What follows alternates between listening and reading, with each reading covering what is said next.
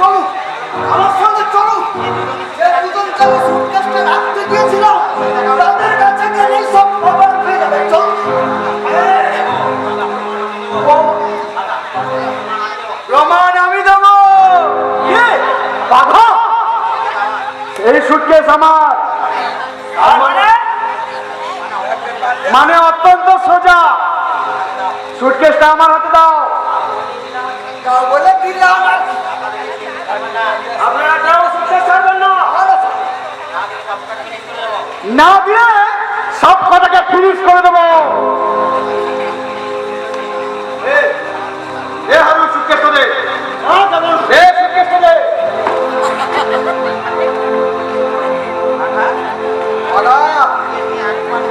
Suitcase নিয়ে এক পা নড়লে তোকে এখানেই গুলি করে দেবো।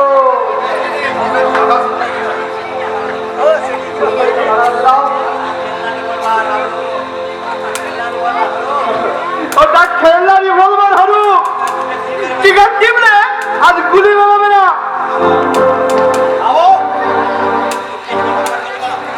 মারামারি করছো কেন? দেখুন না স্যার, আমার সঙ্গে ওরা জোর কেড়ে নিয়েছে।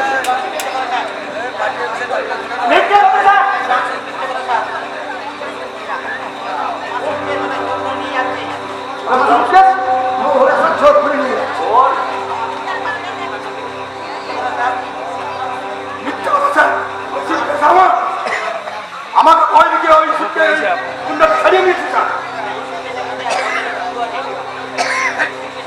এই সুটকেসের ভিতরে একটা ভাজা মুন্ডু আছে। এই সুটকেসটা স্বামীর কাছে জমা দিলে 2 লক্ষ টাকা পুরস্কার পাওয়া যাবে। সেই লোভেই ওনারা সবাই সুটকেসের দাবি করছেন।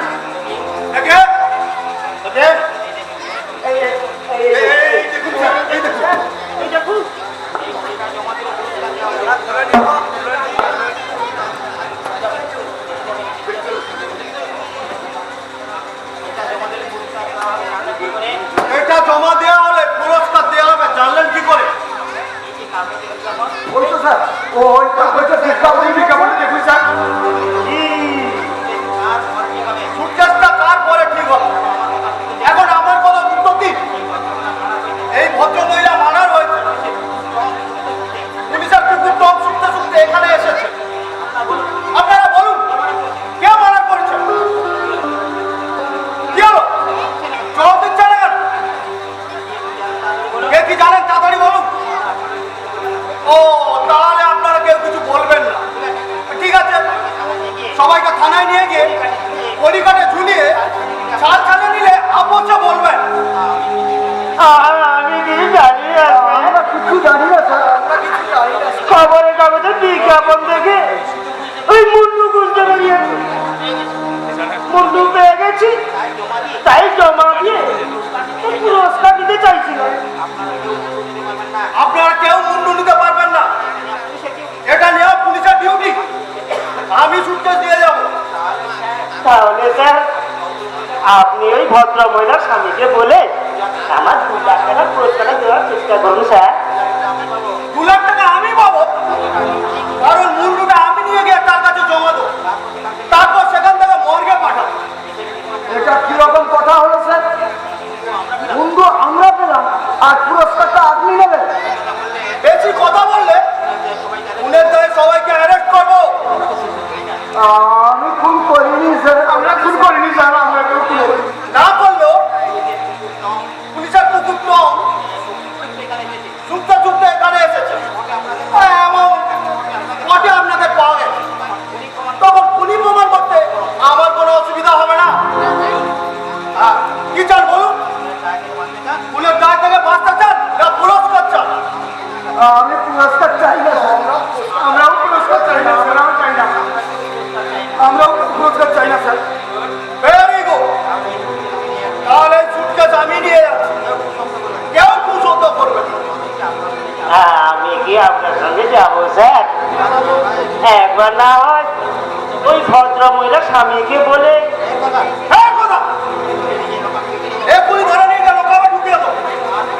আর বলবো না। আপনি যান, আপনি যান।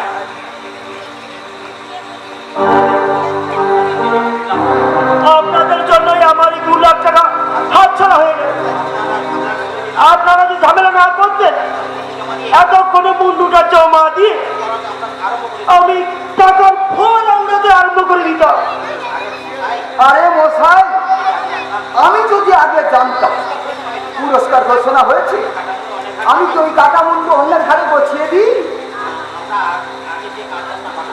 আমরা আগে যে কাজ করতাম সেই কাজই করি গিয়ে।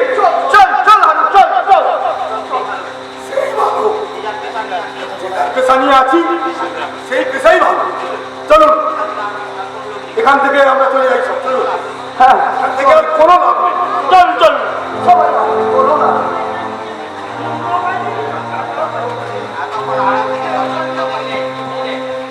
এতক্ষণ আড়াল থেকে কি বুঝলে? আশ্চর্য, এ হচ্ছে মহানগর কলকাতার আরেক রূপ।